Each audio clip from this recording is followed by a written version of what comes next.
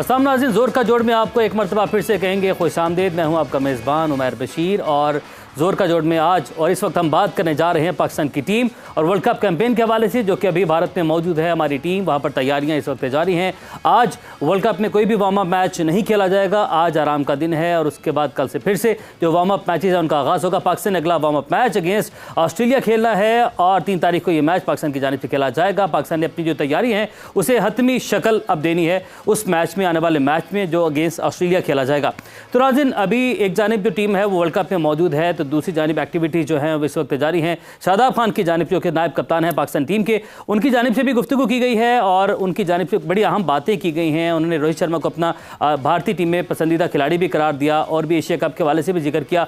Detail से इस घंटे में हम बात करेंगे शादाब खान के बारे में भी, और इसके अलावा जो पाकिस्तान क्रिकेट बोर्ड के चेयरमैन हैं ज़का अशरफ, उनकी जानिब से भी हर रोज़ हम देखते हैं, हर गुजरते दिन एक नया बयान सामने आता है। उस हवाले से भी इस घंटे में हम बात करने जा रहे हैं। और एशियन गेम्स इस वक्त जारी हैं, उस हवाले से भी बड़ी बातें हो रही हैं कि पाकिस्तानी जो एथलीट्स हैं उनकी कारकर्दगी के ऊपर बात की जा रही है। उस हवाले से भी बात करेंगे, उसका ज़िम्मेदार कौन है। इस पर मोहम्मद हफीज़ जो कि कौमी क्रिकेटर हैं, उनकी जानिब से भी बड़ी ज़बरदस्त ट्वीट की गई है। उन्होंने इसका जो ज़िम्मेदार जिसको ठहराया उस हवाले से भी बात करेंगे। हाफिज़ इमरान हमारे साथ मौजूद हैं स्टूडियो में, उन्हें खुशामदीद कहते हैं। हाफिज़ इमरान, अस्सलाम वालेकुम, बहुत शुक्रिया ज्वाइन करने के लिए। बहुत शुक्रिया। वालेकुम अस्सलाम, बहुत शुक्रिया। और इसके अलावा हमें सवेरा पाशा भी कराची से ज्वाइन करेंगी, वीडियो लिंक पर हमारे साथ वो मौजूद होंगी। इमरान, आपकी जानिब बढ़ते हैं और आपसे सबसे पहले हम ये जानना चाहते हैं कि अभी जो एक जानिब वर्ल्ड कप की तैयारियाँ जारी हैं और जो हतमी शक्ल देनी अपनी तैयारियों को, हमने शादाब खान की जानिब से बड़ी अहम आज गुफ्तगू की गई है। उन्होंने बड़ी अहम प्रेस कॉन्फ्रेंस भी की है, एशिया कप की खामियों का उन्होंने जिक्र किया। साथ ही साथ उन्होंने कहा कि ये खूबसूरती है क्रिकेट की, आप अपनी गलतियों से सीखते हैं। तो हमने क्या सीखा अब तक, कैसे हम आगे बढ़ेंगे अपनी गलतियों से सीख कर?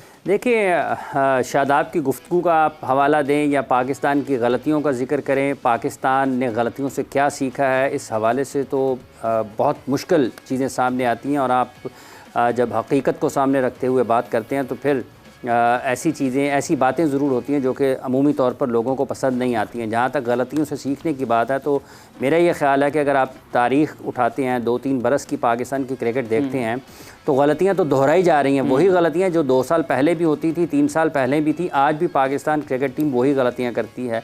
और उसमें सबसे अहम पहलू ये होता है कि आप अपने वसाइल का बेहतर तरीके से इस्तेमाल नहीं कर पाते हैं।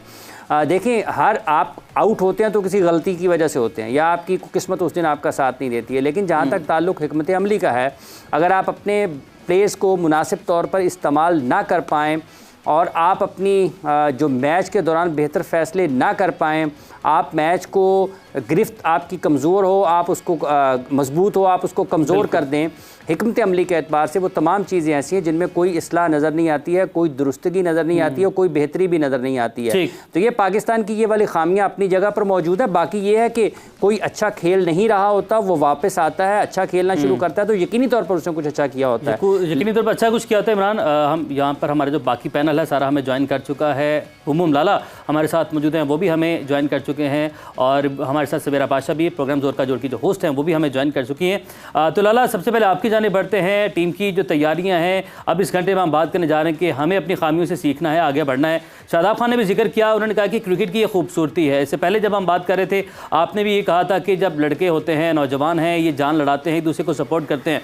हमने अभी तक जो हमारी खामियां रही हैं एशिया कप में, जिसका एतराफ़ भी किया कप्तान ने भी, चीफ सेलेक्टर ने भी, अब नायब कप्तान ने भी, हमने अब क्या सीखा है? अब हम वर्ल्ड कप में किस माइंडसेट के साथ जा रहे हैं? देखिए, जहाँ तक गलतियों का ताल्लुक है तो अल्लाह ने फरिश्तों को ही बगैर गलती और गुनाहों के पैदा किया है। बाकी तो इंसान क्रिकेट के अंदर गलतियाँ होती रही हैं, ब्लंडर्स होते रहे हैं, ये तो होते, चीज़ें चलती रहती हैं। लेकिन देखें, जब 2 टीमें खेल रही होती है तो जो सबसे कम गलती करती है वो टीम सरवाइव कर जाती है, जीतती है। असल चीज़ यह है कि उन गलतियों से सीखना वो सबसे इम्पॉर्टेंट चीज़ है। गलतियां फिर भी आप करोगे लेकिन कम से कम आपको करनी पड़ अगर आपने जीतना है किसी इवेंट को तो आपको गलतियों की गुंजाइश जो है वो बहुत कम रखनी पड़ेगी। और मेरे ख्याल में देखें, बात यह है कि ये नहीं कहेंगे कि हमसे गलतियां नहीं होंगी, गलतियां आगे भी होनी हैं, लेकिन हमसे ब्लंडर्स नहीं होने चाहिए। हमारे डिसीजन अच्छे बड़े तगड़े डिसीजंस होने चाहिए। देखिए, जब आप जीतते हैं गलतियां तो उस वक्त भी होती हैं, लेकिन जीत की वजह से वो कवर हो जाती हैं। जब आप हारते हो तो फिर जो नई भी गलती लग रही होती है उसको भी हम गलतियां बना देते हैं। तो आई मीन गलतियां चलती रहेंगी, कम से कम हमें गलतियां करनी की चाहिए। अगर हमने इस टूर्नामेंट में रहना है, इस वर्ल्ड कप को जीतना है, तो कोशिश हमारी ये होनी चाहिए कि कम से कम गलतियां हो। और एज ए यूनिट के तौर पे अच्छी बात ये है सारे तगड़े प्लेयर हैं, सारे फिट हैं माशाल्लाह। जिस तरह पहले बात करता रहा हूँ कि इस टीम के अंदर हर किस्म का टैलेंट मौजूद है, मैच विनर्स मौजूद हैं, और उनको किस तरह वो जो इस क्रिकेट की बात करते हैं कि स्मार्ट है, कि स्मार्ट क्रिकेट हमें खेलनी पड़ेगी। ये वनडे क्रिकेट है, ये T20 नहीं है। इसके अंदर आपको टाइम मिलता है, एक दफ़ा हाथ से अगर चीज़ निकल भी जाए तो आपके पास इतना टाइम है कि आप दोबारा करते हो, आप अपना टाइम लेते हो, इनिंग बिल्ड करते हो। तो इसी तरह फास्ट बॉलर का है कि T20 वाली बॉलिंग नहीं, आपको लाइन और लेंथ का ख्याल रखना पड़ेगा। ये वो सारी चीज़ें हैं जिस पर हमें फोकस करना पड़ेगा। इन सारी चीज़ों के ऊपर हमें फोकस करना पड़ेगा। मुशीब भाई भी हमें ज्वाइन कर चुके हैं, सवेरा पाशा भी हमारे साथ मौजूद हैं। सवेरा, हमें स्मार्ट क्रिकेट, जो कि लाला ने भी टर्म यूज़ की है, हमें स्मार्ट क्रिकेट खेलनी है, हमें स्मार्ट क्रिकेट के साथ स्मार्ट माइंडसेट के साथ आगे जाना है। गलतियां तो होती हैं और इंसान भी गलती का पुतला है। आपकी टीम है तो टीम में सबसे गलतियाँ होती हैं। हमें अब किस माइंडसेट के साथ आगे बढ़ना है? ये स्मार्ट क्रिकेट, स्मार्ट माइंडसेट हमें कैसे मिलेगा?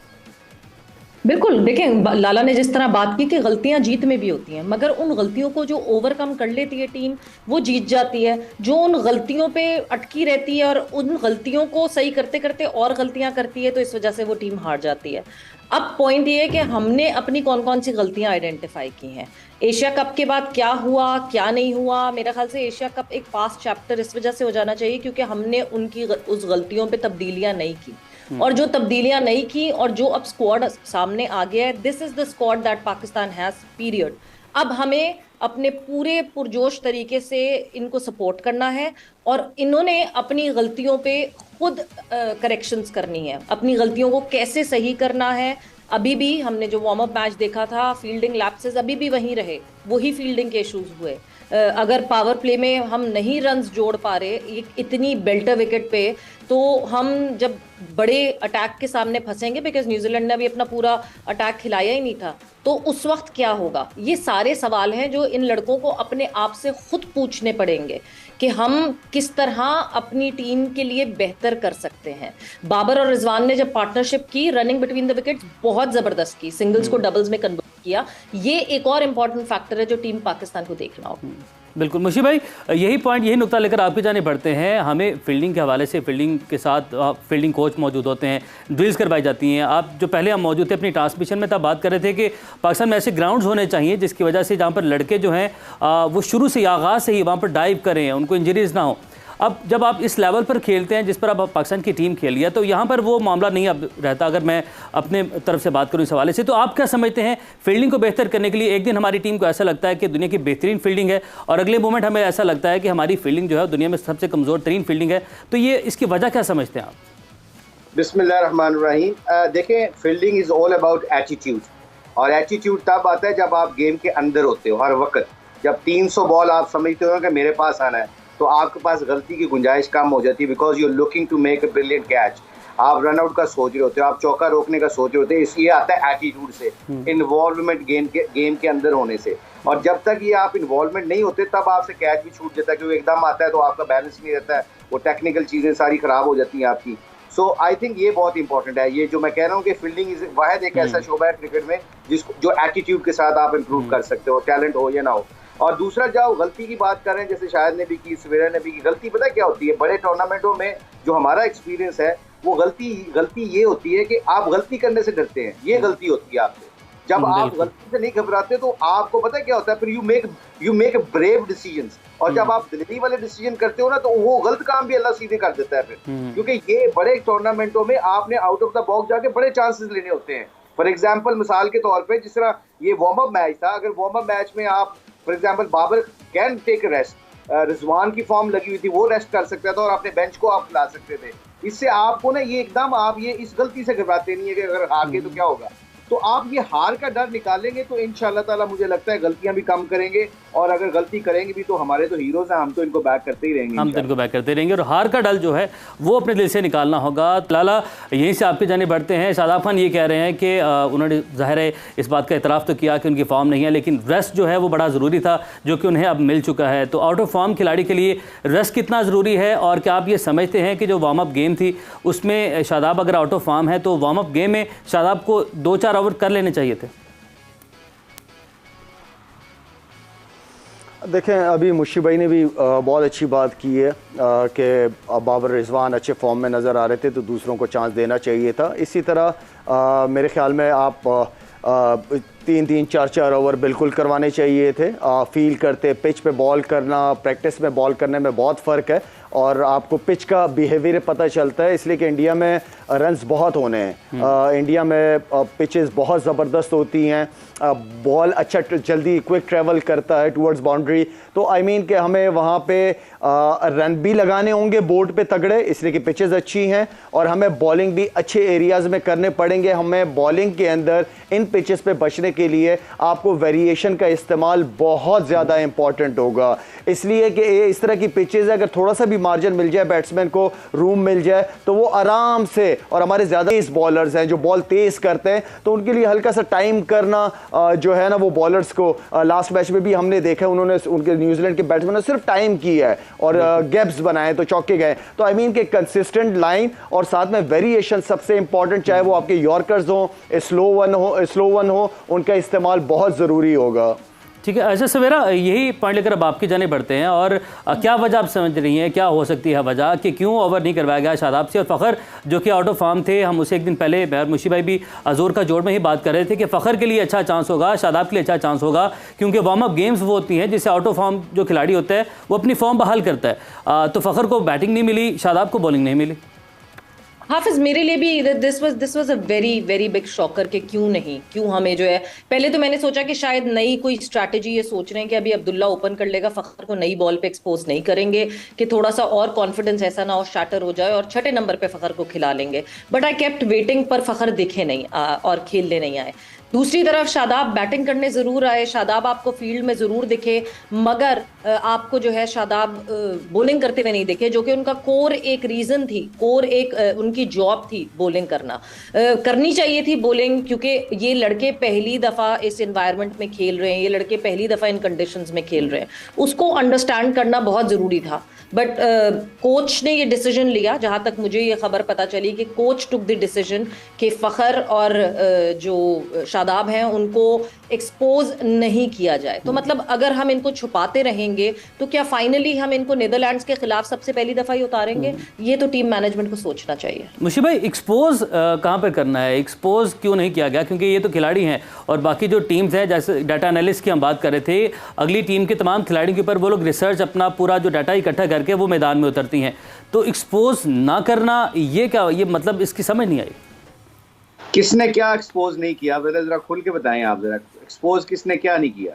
ये जो बात करनी थी अभी सवेरा जी हमारे साथ बात कर रही हैं कि इतला जो उनके ज़राए ने उनको बताया कि कोच जो कोचिंग स्टाफ है उनका ये माइंडसेट था कि हम फ़खर और शादाब को भी एक्सपोज नहीं करना चाहते, उन्हें अभी हम बचा कर रखते हैं और फिर आने वाले मैचेस में उनको चांस देंगे। देखिए जी, हर बंदे की अपनी अपनी स्ट्रैटेजी होती है, अगर उसको हमारे कोचेस को ये लगता है तो हम उनको बैक करेंगे। We shall see, we wait for the right time कि हम अपनी ओपिनियन दें, मगर इस मौके के ऊपर जो हमारी ओपिनियन है एज बीइंग एक्स क्रिकेटर होने के नाते, ये जितनी सिंपल आप क्रिकेट को करेंगे, जितने सिंपल डिसीजन करेंगे, उतना ही आप कामयाब होते हैं। अगर आप ये डरते हैं कि जो उसको एक्सपोज नहीं करना, अदर वे राउंड अगर देखा जाए तो इसका नेगेटिव भी ये पहलू है कि ये इस फ्लैट पिचों के ऊपर अगर फ़खर जमान की 2-3 चौके लग जाते और 50 कर जाता तो हो सकता है उसकी फॉर्म वापस आ जाती बड़े मैच से पहले, और शादाब का अगर 3-4 ओवर करके उसका रिदम वापस आ जाता तो हो सकता है उसका अब हर रोज उसको ये जितना मर्जी नेट में बॉल अच्छी हो रही हो, जितनी मर्जी नेट में बॉल अच्छा लग रहा हो बल्ले में, मैच में जब आपका बॉल सही गिरता है या आपको विकेटें मिलती हैं या आप मैच में स्कोर करते हो, तब आपको कॉन्फिडेंस बिल्डअप होता है। वरना आपका कॉन्फिडेंस बहुत, जब आप फॉर्म में नहीं होते, आपका कॉन्फिडेंस लेवल नहीं तगड़ा होता जितना मर्जी आप नेट में अच्छा खेल रहे हो। तो इसलिए मेरा तो अपना ये मानना है कि इन पिचों के ऊपर आप अपने वही टीम को थोड़ा सा एक्सपेरिमेंट करते जिसको आपने पहले मैच में खिलाना है, क्योंकि टाइम बहुत कम है। और अगर इतने ये लड़के बहुत देर से खेल रहे हैं, एशिया कप में ही तकरीबन 99.1% यही टीम थी। अगर हमें अभी भी इनके बारे में कोई डाउट है या हम लड़कों को छुपाएंगे दूसरों लोगों से, तो आई थिंक हम उस कबूतर की तरह एक्टिंग कर रहे हैं जो बिल्ली को देख के आंखें बंद कर लेता है कि बिल्ली मुझे नहीं देख रही। बिल्कुल सही। इमरान, इसी के ऊपर मुशी भाई मैं एक चीज आपसे जरूर पूछना चाहूंगी। मुशी भाई, हमने जब वार्म अप मैच भी देखा, हमें दो देखें, बाबर और रिजवान, तो we know Babar and Rizwan there are reliable best, वो तो हम उनसे एक्सपेक्ट करते हैं कि वो परफॉर्मेंस देंगे, मगर उसके अलावा दो सिर्फ ऐसे लड़के थे जिन्होंने चैलेंज अपटेक किया। बैटिंग में सऊद शकील ने और बॉलिंग में उसामा मीर ने। उसामा मीर और सऊद शकील पूरे एशिया कप में बेंच गरम करते हुए रहे। क्या मैनेजमेंट को ये समझ नहीं आ रही बात के कौन से प्लेयर की क्या कैपेबिलिटी और क्या कैपेसिटी है?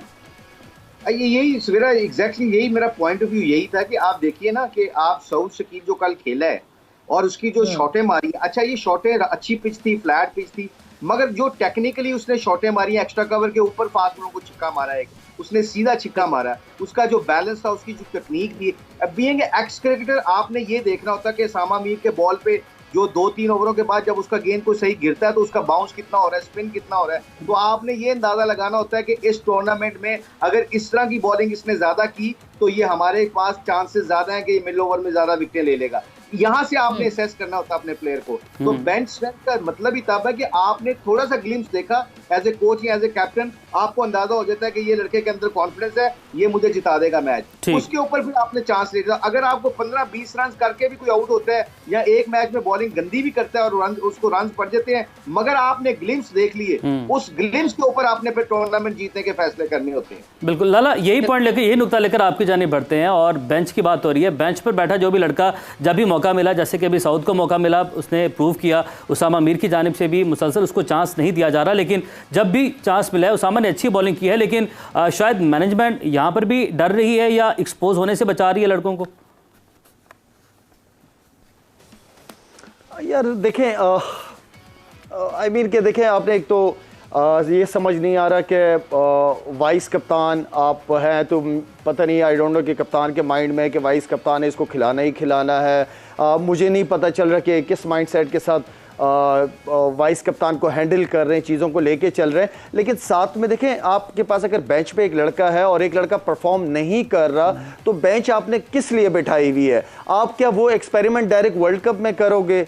आपके पास टाइम था, आपकी बेंच इतनी स्ट्रांग है कि किसी के बैठने से आपकी टीम का कॉम्बिनेशन ख़राब नहीं होना चाहिए। हमारी प्रॉब्लम ही यही है कि हम ये समझते हैं, हम सिर्फ टूर्स पे टूर्स करा रहे होते हैं लड़कों को। यार आप बिठाओ, आप अभी ऑस्ट्रेलिया और इंडिया की मेरे ख्याल में कुछ मैचेस की सीरीज थी, तो इंडिया के ने काफ़ी सारे प्लेयर्स को बिठाया, वो हारने से नहीं डर रहे थे, वो चाह रहे थे कि हम वर्ल्ड कप में एक प्लान के तहत जाएं। तो आपको डिसीजन, जिस तरह मुशी भाई कह रहे हैं कि फेलियर से नहीं डरना चाहिए। आप जब लंबा प्लान हो, लंबा सोचते हो, फिर आप छोटी की फिक्र नहीं करते, छोटे पे आप एक्सपेरिमेंट करते हो एंड देन लंबा प्लान बनाते हो। तो हमें लंबे प्लान्स के साथ जाना चाहिए, हमें फेलियर से नहीं डरना चाहिए। हमें जो बेंच पे लड़के बैठे हैं उनको चांस दो, वो अच्छे हैं, वो बैठे बैठे इंतजार कर रहे होते हैं, उनके अंदर ज्यादा जज्बा होता है कि यार मुझे कब मौका मिलेगा कि मैं अपने आप को परफॉर्म करके दिखाऊं। और जो लड़का नहीं परफॉर्म कर रहा तो उन्हें उससे पता होना चाहिए कि मेरे पीछे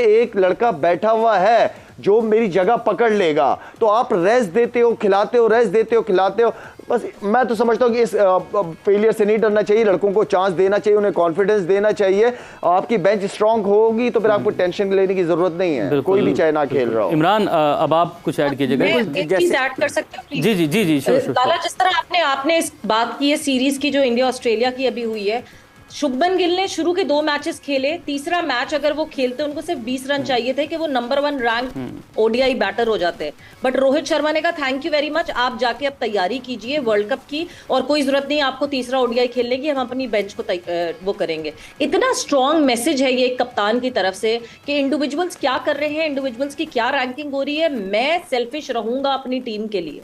मेरा ख्याल से हर कप्तान को इस तरह सोचना चाहिए। जी लाला, सवेरे ये करते हैं, ये हुआ है पास्ट में। मैंने आपको एक एग्जाम्पल मैग्रा की दी थी, ऑस्ट्रेलिया के अंदर इंपॉर्टेंट मैच था, मैग्रा को रेस्ट कराया, उसकी जगह जो खेला है उसको कहा था कि अगर तुम 5 भी आउट, पॉन्टिंग ने मीडिया में कहा अगर तुम 5 भी आउट करोगे खेलेगा मैग्रा ही खेलेगा। तो ये वो कप्तान का कॉन्फिडेंस होता है जो प्लेयर को दिया जाता है कि यार तुम ही हमारे अच्छे हो, उसको भी हम चांस दे रहे हैं साथ में। तो ये वो कॉन्फिडेंस है जो प्लेयर्स और मैनेजमेंट की तरफ से जाता है प्लेयर्स को, जिससे प्लेयर गिरता नहीं और कॉन्फिडेंट ही फील करता है कि कब जब भी मुझे मौका मिलेगा मिलेगा मैं परफॉर्म करूंगा। तो मुश्ताक भाई ये फ़र्क पड़ता है कि रोहित शर्मा के एक्सपीरियंस और धोनी के अंडर कैप्टनसी में उन्होंने 2 वर्ल्ड कप खेले हैं, विराट कोहली के अंडर वो खेले हैं, उसके बाद अब शर्मा जब कप्तान बने तो इतने मैच्योर और इतने जो बोल्ड एंड ब्रेव डिसीजन है वो ले सकते हैं, और बाबर का इतना एक्सपीरियंस नहीं है, शायद हम ये बात कर सकते हैं, ये एंगल निकाल सकते हैं यहाँ से। नहीं, ऐसी बात नहीं है, अल्लाह का शुक्र है, बाबर को भी अब 2-2.5 साल तो हो गए मेरा ख्याल कैप्टनसी करते हुए, और बड़ा अच्छा उसने बड़े अच्छे उसने ग्लिम्स दिखाए हैं, एज ए कैप्टन भी दिखाया, एंड ही इज ग्रोइंग। मगर मैं ये जो जितनी भी बातें हम कर रहे हैं ना, हम जिस तरह रोहित शर्मा की बता रहे हैं कि 2 मैच में वो विराट कोहली वो बाहर बैठ के ऑस्ट्रेलिया खिलाफ, अब यहाँ पे वार्म अप मैच होता है जो पाकिस्तान कल परसों मैच खेला है, और वार्म अप मैच के अंदर केन विलियमसन 100 साल के बाद आके न्यूजीलैंड को आके खेलता है, और वो 50 करने के बाद रिटायर होकर बेंच वाले लड़के को आगे बारी देता है, और हमारा रिजवान जो कि फॉर्म में है, जो बड़ा अच्छा रिलायबल प्लेयर है, उसने पूरा 100 किया फिर रिटायर हुआ। ठीक है, अब ये छोटी छोटी चीजें होती हैं जिससे ना बेंच स्ट्रेंथ वालों को भी पता चलता है कि यार 50 करने के बाद इसने वापस ले लिया, इसको पता है कि I am in good form, I am playing well, so give somebody else chance. वो मैं अगर वहां पे होता तो मैं फौरन ये कोशिश करता कि मैं इसको इफ्तिखार को भेजता, ताकि कभी कोई मैच ऐसा आ सकता है जिसमें इसको 15-20 ओवर खेलने पड़े, 20 ओवर में ये अपनी गेम को कैसे ग्रूम कर सकता है, ताकि उसको मैच से पहले, वर्ल्ड कप से पहले आदत पड़े कि अगर 3-4 विकेटें गिरी तो मैं पार्टनरशिप कैसे बिल्ड करनी है। साउथ स्टील को 20-25 ओवर मिलते वो खेलता। तो आई थिंक ये छोटी छोटी चीजें जो होती है ना, यहाँ से आपको दिलेरी का और क्लियरनेस का पता चलता है। It's not all about individual, it's all about team. ठीक है, इट्स ऑल अबाउट टीम, और इस हवाले से वो हमारी डिस्कशन इस वक्त यहाँ पे जारी है। हमारा पैनल हमारे साथ मौजूद है, नाज़िर वापस आएंगे इस ब्रेक के बाद, स्टे विद अस।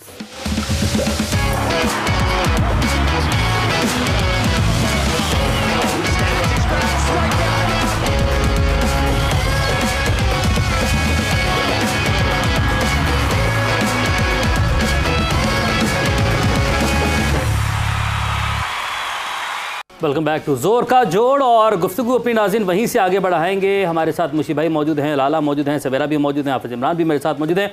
लाला, जो मुशी भाई ने एक पॉइंट था उस हवाले से भी बात करेंगे, और मुशी भाई आपने एक बड़ा अहम पॉइंट उठाया था कि जो रिजवान है उन्होंने अपनी सेंचुरी मुकम्मल की, उसके बाद बाबर आजम ने भी 80 रन बनाकर उनकी विकेट गिरी तो वो गए।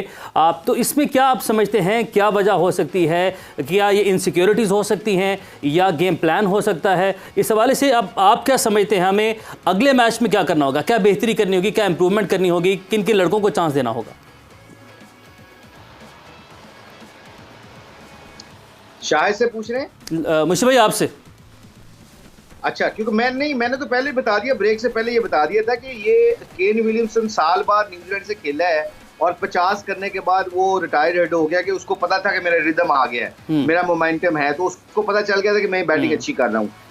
तो ये बड़ी कॉमन सेंस की बात है, इसमें तो रॉकेट साइंस है कोई नहीं है कि बाबर जैसा हमारा ग्रेट प्लेयर है, हमारा कप्तान है, हम उसको बैक करते रहेंगे। रिजवान हमारा मेन प्लेयर है, ग्रेट क्रिकेटर, माशाल्लाह से अल्लाह नजर और बात से बचाए। मगर परफॉर्मेंस पता क्या होती है कि आपको जब ये नहीं पता चलता कि 100 के बाद ये लगता है कि कभी कभी आप ना पर्सनल अचीवमेंट की तरफ जाते हैं, जबकि इन वार्म अप मैचों के ऊपर पर्सनल अचीवमेंट से ज्यादा आपको टीम की अचीवमेंट की जरूरत होती है कि टीम कहाँ पे स्टैंड कर रही है, हमने कौन सा कम्बिनेशन बनाना है। तो यहाँ से आपके डिसीजन से पता चलता है कि आप कम्बिनेशन का नहीं, आप इंडिविजुअल का कई दफा सोच रहे होते हो, और इसमें इसलिए मुझे ये लग रहा था।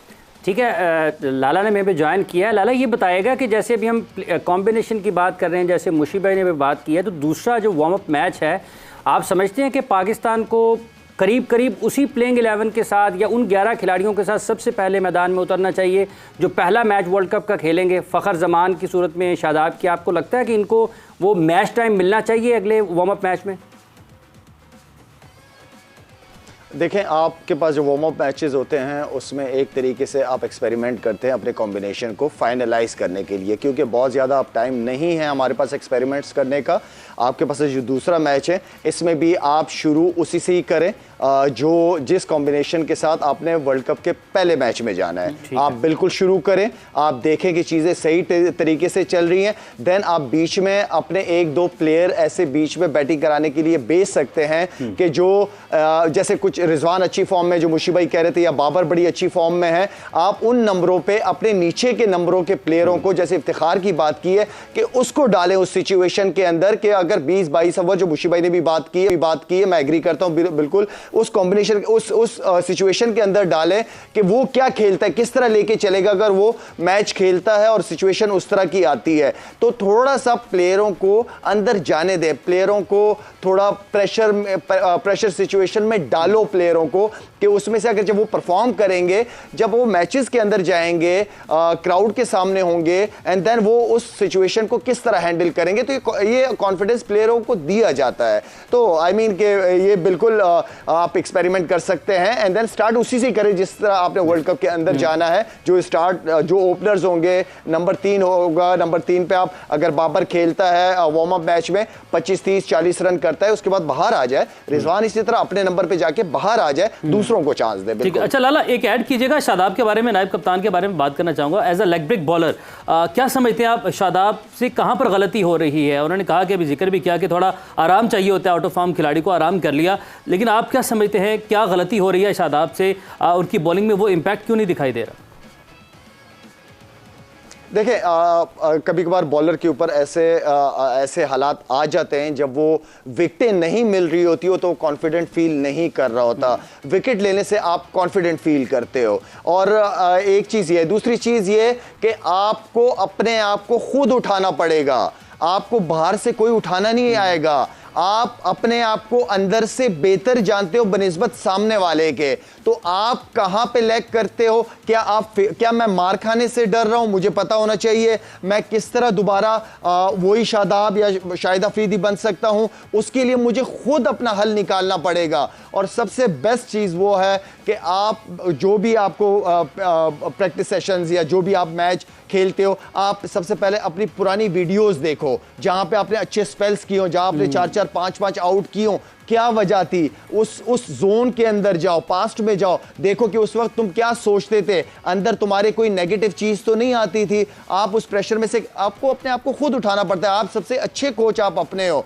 आपका सिर्फ शादाब का ये है कि वो अपना जो प्रोसेस है बॉलिंग का, जो उसका फॉलो थ्रू है, उसको फोकस करे, उसके ऊपर आए। इसलिए कि ये मुश्किल कंडीशन होंगी शादाब के लिए, मैं बता रहा हूं आपको, ये इजी कंडीशन नहीं होंगी इंडिया में बॉलिंग करना। इसमें मार्जिन बहुत कम मिलेगा, इसको बहुत विकेट टू विकेट और बहुत ज्यादा फ्लाइट के साथ बॉल नहीं करनी पड़ेगी। थोड़ा सा एयर के अंदर बॉल को तेज रखना पड़ेगा, स्ट्रेट रखना पड़ेगा, विकेट टू विकेट रखना पड़ेगा, तब जाके मेरे ख्याल में स्पिनर्स की बचत होगी। इसलिए कि पिचेस बहुत फ्लैट होनी है।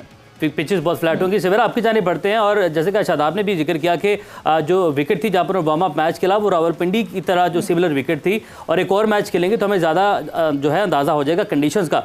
लेकिन आगाज़ तो हमारा है, नीदरलैंड है, उसके बाद श्रीलंका है। नीदरलैंड एसोसिएट टीम जो एसोसिएट से खैर अब तो क्वालिफायर सॉरी खेलकर वो पहुंची है यहाँ पर।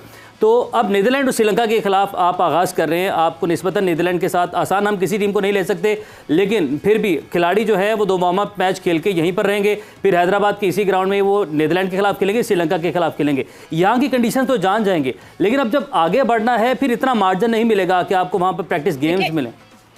देखिए, जितनी आइडियल इस वक्त जो प्लानिंग टीम पाकिस्तान के पास है ना, इससे आइडियल टीम प्लानिंग जो है वो किसी के पास नहीं है।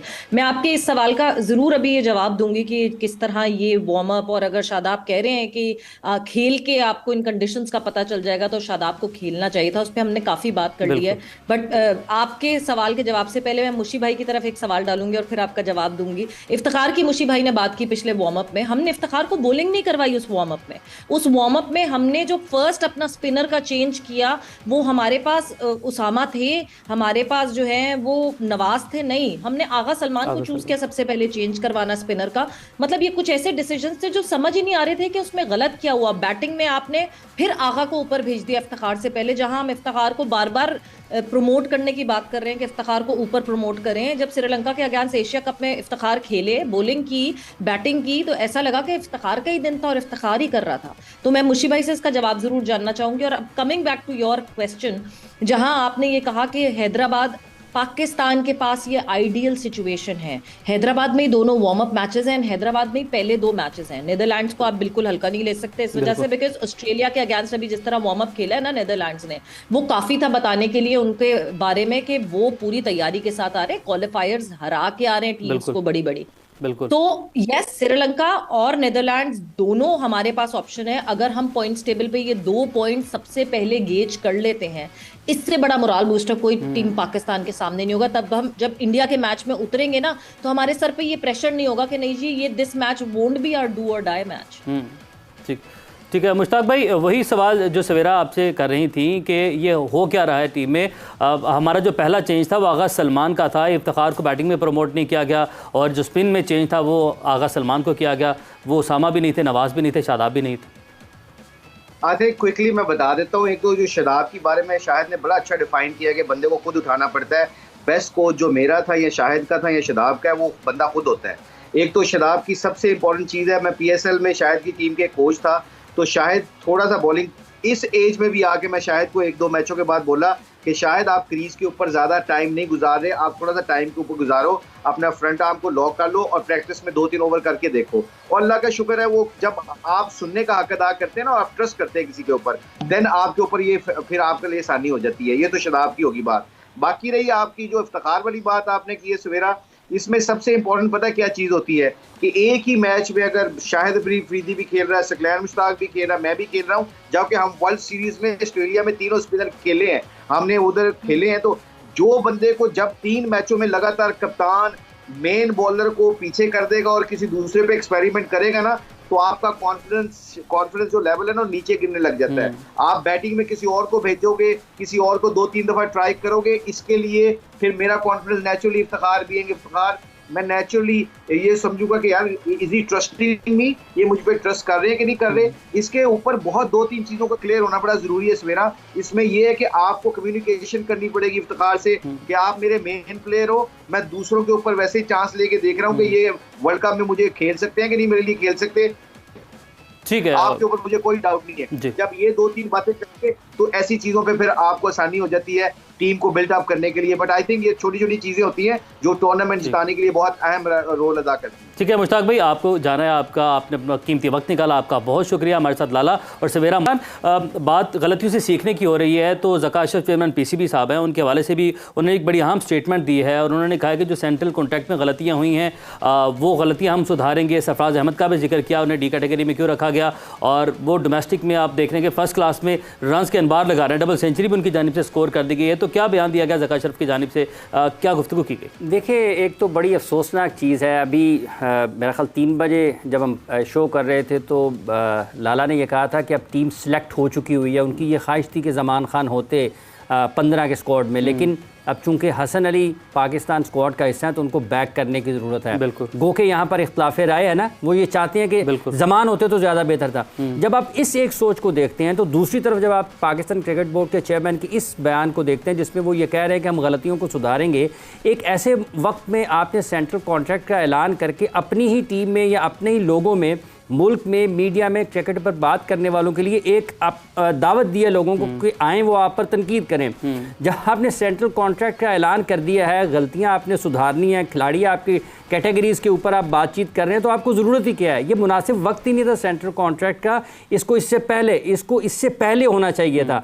तो ये कोई अच्छे टेस्ट में चीज़ें जाती नहीं हैं कि लोग, जब पाकिस्तान के फॉर्मर क्रिकेटर्स ये चाह रहे हैं कि आपकी तमाम तर इंतज़ामी खामियों के बावजूद टीम को सपोर्ट किया जाए, क्योंकि पाकिस्तान की टीम भारत में मौजूद है, ये कोई आम मुल्क नहीं है। ये ऑस्ट्रेलिया, इंग्लैंड और साउथ अफ्रीका में क्रिकेट खेलना और भारत में क्रिकेट खेलना बिल्कुल मुख्तलिफ है। तो पाकिस्तान की टीम को सपोर्ट की ज़रूरत है। ठीक है, अच्छा यही पॉइंट लेकर लाला आपकी जानिब बढ़ता हूँ, और एक तो चेयरमैन PCB का जो बयान सामने आया है उस हवाले से भी आप ऐड कीजिएगा। और एक उन्होंने, जैसे कि आपने गुफ्तगू की थी जो पहली ट्रांसमिशन में, कि अब हमें सपोर्ट करना है, चाहे वो हसन अली है, चाहे वो शादाब खान है, अब ये लड़के चले गए हैं। लेकिन जो चेयरमैन PCB उन्होंने ये कहा है कि जो कोचिंग स्टाफ है वो उन्होंने नहीं सिलेक्ट किया, उनसे पहले उन्हें सिलेक्ट किया। वर्ल्ड कप के बाद देखेंगे, परफॉर्मेंस का एनालिसिस करेंगे। तो इस मौके पर ऐसी गुफ्तगू आप समझते हैं ये मुनासिब है, होनी चाहिए? देखें, क्योंकि चेयरमैन होता है और वो जो भी बात करता है वो स्टेटमेंट बन जाती है, फिर मीडिया उनमें से चीज़ें निकाल के एंड देन वो फिर ग्लोबली एक मैसेज चला जाता है। और पाकिस्तान टीम भी टूर पे है, इस तरह की चीज़ें लास्ट टाइम भी हमारे साथ हुई थी जब हम इंडिया में थे, सेमीफाइनल खेलने गए थे 2011। तो जो उस वक्त के मिनिस्टर थे क्या कहते हैं रहमान मलिक, उन्होंने भी एक इस तरह की बात की थी फिक्सिंग के हवाले से, वो जिस पे मैंने उनको इंडिया से ही कॉल करके शट अप कॉल दी थी कि दोबारा इस तरह की बयानात ना दें, टीम टूर पे इतना इंपॉर्टेंट मैच खेल रही है। फिर मैंने उसके वक्त के जो पीएम थे उनसे कहा कि इनको खामोश करा दें, यहाँ पे टीम टूर पे गई है या इनकी ये बातें सुने। तो ज़्यादा बार मोराल गिरता है चीज़ों से। आई मीन के जो भी अगर चेयरमैन साहब ने ये बात की है, इसको गोल मटोल करके कहते हैं कि बाद में बात करेंगे, जो भी सेंट्रल कॉन्ट्रैक्ट वगैरह है, जो भी गलतियाँ इनसे हुई है वो बाद में वर्ल्ड कप के बाद आप बहुत सारी चीज़ें सामने आ जाएंगी, फिर एंड देन उसके बाद तो उसको डिस्कस करते रहना। और लाला एक और बड़ा अहम पॉइंट है, उस वाले से भी आपसे मैं आपकी टेक लेना चाह रहा हूँ कि जो सेंट्रल कॉन्ट्रैक्ट के पैसे बढ़ाए गए हैं, एक अच्छी अमाउंट जो है वो रखी गई है, इसको लिंक किया गया है लीग क्रिकेट के साथ, और इसमें ये कहा जा रहा है कि लीग क्रिकेट में बहुत चूंकि पैसा आ चुका है, पैसे की रेल पहला है, तो खिलाड़ी लीग क्रिकेट की तरफ उन्हें अट्रैक्शन जो है वो महसूस होती है। तो अब यहाँ पर जो सेंट्रल कॉन्ट्रैक्ट के पैसे बढ़ाए गए बहुत अच्छी बात है और ये होना भी चाहिए। आप क्या समझते हैं कितना ज़रूरी था ये वक्त ज़रूरत थी? नहीं देखें आप, प्लेयरों का हक है, प्लेयर्स की वजह से ही क्रिकेट बोर्ड है, क्रिकेट बोर्ड की वजह से प्लेयर्स नहीं है, प्लेयर्स की वजह से क्रिकेट बोर्ड बना हुआ है, और प्लेयर्स के जो हक है उसको मिलना चाहिए। बिल्कुल, व्हाई नॉट, दुनिया भर के बोर्ड जो है वो अपने प्लेयर्स का बहुत ख्याल रखते हैं, साथ में प्लेयर्स के ऊपर भी उतनी ही रिस्पॉन्सिबिलिटी बनती है। तो ये कोई एक तरफ का नहीं है, ये दूसरी तरफ भी होना चाहिए कि प्लेयर्स को भी ख्याल रखना चाहिए चीज़ों का। अगर बोर्ड इतना ख्याल रख रहा है, आपके लिए आपका ख्याल रख रहा है, तो आप भी अपनी फिटनेस का, जब तक पाकिस्तान से खेल रहे हैं आप पाकिस्तान पहले हैं हमारे लिए, एंड देन आई मीन कि आप लीग क्रिकेट बिल्कुल मना नहीं होना चाहिए, लेकिन प्लेयर्स का वर्कलोड की जो हमेशा बात करते रहे हैं कि वो भी बहुत इंपॉर्टेंट है देखना, वो भी बहुत इंपॉर्टेंट है। सवेरा आपकी जानिब बढ़ते हैं और आप ऐड कीजिएगा कि सरफराज अहमद की जानिब से मुझे अनबार लगाए जा रहे हैं डोमेस्टिक क्रिकेट में, और हम बात कर रहे थे एक्सपीरियंस के हवाले से कि एक्सपीरियंस की बड़ी ज़रूरत थी। तो सरफराज ने डबल सेंचुरी भी बना दी, सेंचुरी भी कर दी, 50+ रन भी बना दी, हाईएस्ट स्कोरर वो जा रहे हैं। तो सरफराज की गैर मौजूदगी टीम को नुकसान पहुंचा सकती है, और ये कितना अहम होता है कि खिलाड़ी अगर आप टीम से बाहर हैं तो आप सोशल मीडिया के बजाय आप ग्राउंड में जाकर डोमेस्टिक खेलकर, फर्स्ट क्लास खेलकर अपना जो जवाब है वो अपने रन्स बनाकर दे रहे हैं, परफॉर्मेंस से दे रहे हैं। देखिए, सरफराज का सजेशन जो हम तक खबरें पहुंची थी, मोहम्मद हफीज़ और मिसबाहुल हक ने भी दिया था जब ये एक कमेटी की मीटिंग हुई थी और वो पूरी जो रिव्यू कमेटी हुई थी एशिया कप के हवाले से। बट यहाँ पे मैं थोड़ा सा मेरे ख्याल से परसेप्शन को चेंज ये करवाना चाहूँगी कि जब हम बात करते हैं कि जी इतने रन्स बनाए, इतने, no doubt about Sarfaraz ability, और सरफराज कितना अच्छा खेलते हैं हम सबको पता है, कितने इंपॉर्टेंट होते हैं वो स्क्वाड में, क्योंकि हम अभी पिछले ही उसमें शो में बात कर रहे थे कि सीनियर जूनियर का एक मिक्स बहुत अच्छा होता है। सरफराज जो है वो एक बहुत बड़े हेल्पिंग हैंड बाबर की कैप्टनसी में बन सकते थे। जब बाबर, एक पॉइंट ऐसा आता है जब ऐसा लगता है कि प्रेशर पड़ गया और बाबर को नहीं कुछ समझ आ रहा होता है, तो वो सपोर्ट दे सकते थे बाबर को। मगर दूसरी तरफ ये जो आप रन्स लगाने की बात कर रहे हैं, रन्स के अंबार बनाने की बात कर रहे हैं, sorry to say, but I want the Pakistan Cricket Board, the domestic director, he needs to see कि हमारी पिचेस कैसी बन रही। अगर हमारी इतनी बेल्ट विकेट्स होंगी कि उस पे 700 रन बन रहे हैं, तो ये लड़के जब बाहर निकलेंगे ना मुश्किल कंडीशंस में, तो ये इनका ये बबल बर्स्ट होगा और इनके लिए मुश्किल हो जाएगा एक्सेप्ट करना कि हम घर में तो इतने रन बना रहे थे, ये अचानक से इंटरनेशनल मैचेस में आके हुआ क्या है। तो balance of bat and ball बहुत जरूरी है। हमारी पिचेस ऐसी नहीं बननी चाहिए जो आपको एक गलत, आप अपने बारे में ये गलत इंप्रेशन दें। ठीक है, और ये तो थी नाज़रीन हमारे जो वर्ल्ड कप के हवाले से हमारी टीम वहाँ पर मौजूद है उसके बारे से डिटेल डिस्कशन हम लोगों ने की है। लेकिन लाला आपकी, सवेरा आपकी इजाज़त से और इमरान आपकी भी इजाज़त से हम बात करना चाहेंगे कुछ एशियन गेम्स का भी मैं चाह रहा हूँ कि तज़किरा कर लें आज थोड़ा सा, कि एशियन गेम्स की परफॉर्मेंस जो है उस पर भी बहुत सारे सवालात उठ रहे हैं और लोग तनकीद भी कर रहे हैं। लेकिन सवाल यहाँ पर ये उठता है, सवेरा अगर आप ऐड करें इसमें, कि हम इन एथलीट्स के लिए क्या कर रहे हैं, जिसका जिक्र मोहम्मद हफीज़ ने भी किया है कि हम इन एथलीट्स को क्या दे रहे हैं। उसके बाद हम इनसे डिमांड तो बहुत करते हैं, जब भी कैसो के इवेंट आता है हम सब लोग बात करना शुरू कर देते हैं, लेकिन उसके बाद जो है हम क्या कर रहे हैं। स्पोर्ट्स बोर्ड से भी सवाल किया है मोहम्मद हफीज़ ने कि स्पोर्ट्स बोर्ड के लिए लम्हा फिक्रिया है ये।